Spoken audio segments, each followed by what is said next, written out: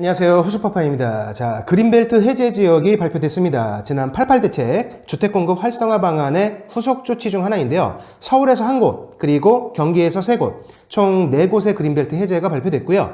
이쪽에 택지를 조성해서 총 5만 호를 건설하겠다고 발표가 나왔어요. 이번에 해제되는 면적은 총 208만 평입니다. 아직은 후보지예요. 아직은 후보지지만 발표가 된 거니까 이변이 없는 한 이제 그대로 추진이 좀 되겠죠. 발표된 지역을 보면요. 우선 서울에서는 서초 서리풀지구 약 67만 평, 경기도에서는 의왕, 그쪽에 이제 오전 왕곡 약 57만 평, 고양시 대곡역 그 역세권 일대 약 60만 평, 의정부 용현 약 24만 평. 이 중에서 규모가 가장 큰 곳은 서리풀입니다. 약 67만 평인데 총 5만 가구 중에서 여기 서리풀지구에 2만 가구를 만든다고 해요. 이번에 해제된 지역들의 공통점이 뭐냐면 역시 입지입니다. 입지. 대부분 다 교통이 좋아요. 입지가 좋으면서 이미 난개발이 좀 되어 있거나 앞으로 우려가 되는 지역들, 그러니까 개발 제한 구역인 것은 맞는데 이제 계속 묶어놔 봤자 큰 의미가 없는, 그러면서 교통도 이제 주변 교통도 비교적 괜찮은 곳, 주변에 고속도로가 뭐 뻥뻥 뚫려 있다거나 철도가 인근에 잘 발달되어 있다거나, 이게 공통점이죠. 과거에 우리나라 신도시를 만들 때 보면 일단 택지 개발을 먼저 하고 교통에 대한 대책이 약간 뒤늦게 따라가요. 이제 한 템포 좀 늦어요. 그러다 보니까 신도시가 만들어지면 초반에 거기가 이제 개미지옥이 됩니다. 출근 시간에 벗어날 수가 없어. 퇴근 시간에도 들어갈 수가 없어요. 요게 좀 반복되온, 이제 대규모 택지 개발을 할 때 반복되온 좀 고질적인 문제인데, 이번에는 교통 인프라가 어느 정도 기존에 깔려 있는 곳에다가 집어넣겠다. 대표적인 곳을 보면 서초 서리풀인데요. 이제 저도 이쪽 지역에 살고 있거든요. 과천 의왕고속도로, 경부고속도로, 용서고속도로가 있고 인근에 이제 신분당선이 있어요. 차가 안 막히는 시간에는 양재역까지 한 5분, 강남역까지 한 15분 정도면 갑니다. 아닌데 나는 한 30분 걸리던데, 그럴 때도 있죠. 뭐 차가 막히는 시간에는 30분이 아니라 이제 뭐 한도 끝도 없어요. 사실 강남권이 원래 그렇죠. 이제 그럴 때는 지하철로 갑니다. 양재역이 2정거장이고 강남역이 3정거장이에요. 그리고 그 밑에 쪽으로 판교도 10분이면 가죠. 지하철역으로는 딱 한 정거장인데 좀 길어요. 지하철 한 정거장이. 위치 자체가 강남하고 여기 양재가 있으면 이 밑에 쪽에 판교가 있죠. 그 사이에 위치하고 있습니다. 사실 이쪽 지역에 있는 사람들은 다 여기가 그린벨트 해제 1순위라는 것을 예상하고 있었어요. 그린벨트를 해제해서 택지를 만들 때 서울에서는 뭐 여기밖에 없다, 여기를 빼놓고 얘기하는 것은 말이 안 된다, 이런 분위기가 현장에서는 좀 계속 있었고요. 최근 몇 년간 이쪽 지역 그린벨트 토지가 지분거래 형식으로 많이 거래됐습니다. 전체 거래에서 지분거래 비중이 한 50% 가까이 된다는 기사도 있었는데, 그린벨트 내에서 지분거래 형식의 거래 비중이 높다라는 거는 사전에 기획부동산들이 좀 들어왔다, 뭐 이렇게 보셔도 무방합니다. 자, 그러면 우리가 궁금한 거는 이제 아파트 가격이 좀 싸질까? 많은 분들이 이런 기대감을 또 가지실 수도 있는데요. 이번 발표로 인해서 과연 주택 가격이 낮아질 것이냐?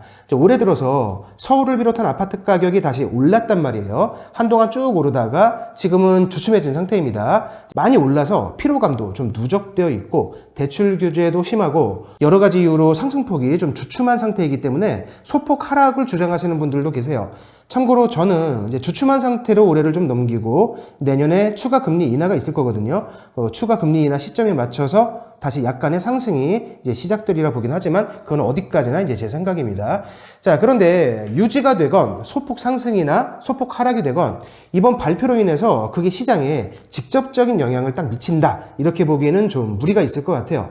정말 만약에 소폭 하락이 있다 하더라도 그거는 그냥 시장 흐름에 따른 현상이지 이번 발표와는 좀 무관한 상황이다. 왜 그러냐? 첫 번째는 일단 너무 길어요. 이번에 나온 정부 발표에 대략적인 시나리오가 있는데 2026년에 지구 지정을 합니다. 그리고 토지 보상도 하고 뭐 세부 계획도 짜고 택지 조성도 하고 쭉 가다가 2029년에 첫 분양에 들어간다고 해요. 거기서 2년 후인 31년에 첫 입주를 목표로 합니다. 그런데 이거는 목표예요. 31년에 첫 입주를 목표로 좀 서둘러 보겠다. 이게 지켜질지 안 지켜질지는 가봐야 아는 거죠. 그런데 우리는 사실 안 가봐도 다 알 수가 있어요. 우린 다 알죠. 서초 서리풀만 해도 2만 가구를 새로 공급하는 사업인데 토지 보상하고 택지 조성하는 데만 뭐 하사월 걸릴 겁니다. 그 인근에 아파트 단지가 좀 대규모 단지가 하나 있어요. 내곡지구라고 해서 1단지부터 7단지까지 이렇게 짝짝짝짝 이렇게 7단지까지 있는데 그 7개 단지의 총 세대수가 4,500세대 정도 됩니다.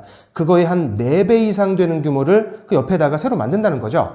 그게 발표가 난 지금 시점으로부터 7년 안에 입주 시작이다. 사실 올해도 다 갔어요. 그래도 7년이라고 칠게요. 7년 안에 입주 시작.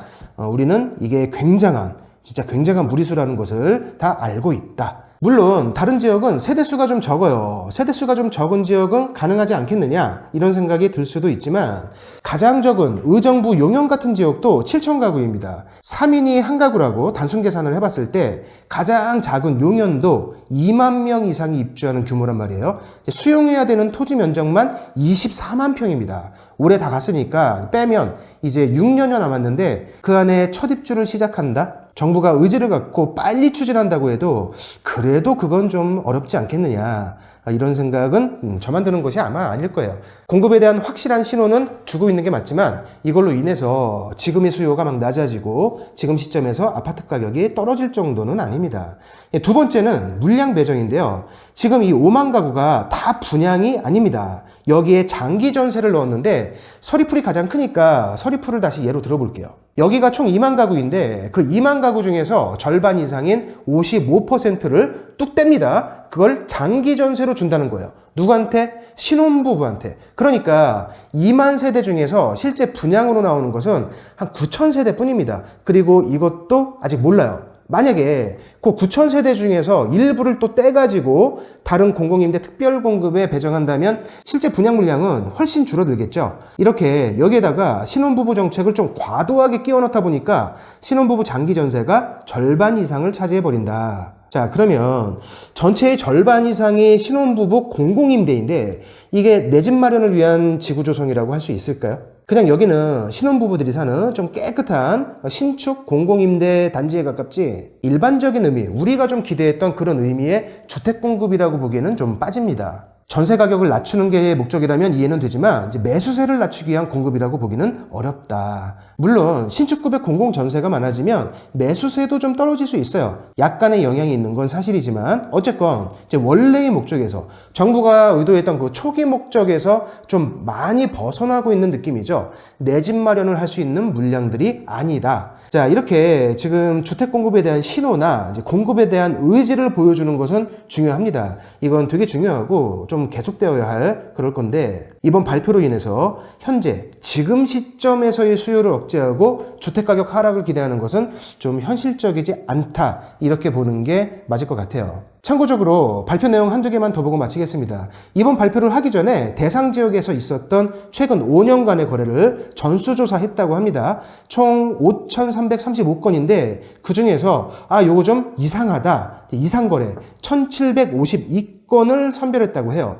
매수자가 미성년자, 외지인, 법인이거나 뭐 잦은 손바뀜 또는 기획부동산이 개입된 것으로 의심되는 거래가 전체 거래의 33% 수준인데요. 다운계약, 허위신고, 편법증여, 편법대출, 명의신탁 등 뭐 이런 것들을 전수조사에 들어간다고 하네요. 몇 년 전에 LH 임직원들이 사전정보를 이용해서 대규모 투기를 하다가 적발된 일이 있었죠. 그걸 의식한 것 같은데 이번에는 국토부 직원들과 사업 제안자 등 총 15,000여 명과 그 직계 좀비속에 대해서도 사전조사를 했다고 합니다. 이거는 잘한 것 같아요. 증여로 취득한 LH 직원 딱 한 명을 제외하고는 해당 토지의 소유자가 없었다고 합니다. 제 개인적인 생각으로 다음부터는 직계 좀비속이 아니라 이제 이촌, 좀 형제자매까지는 봐야 하지 않을까 뭐 이렇게 생각을 좀 해봅니다. 어쨌건 이렇게 투명하다는 것을 보여주려는 어떤 시도, 앞으로는 이런 부분들도 계속되었으면 좋겠어요.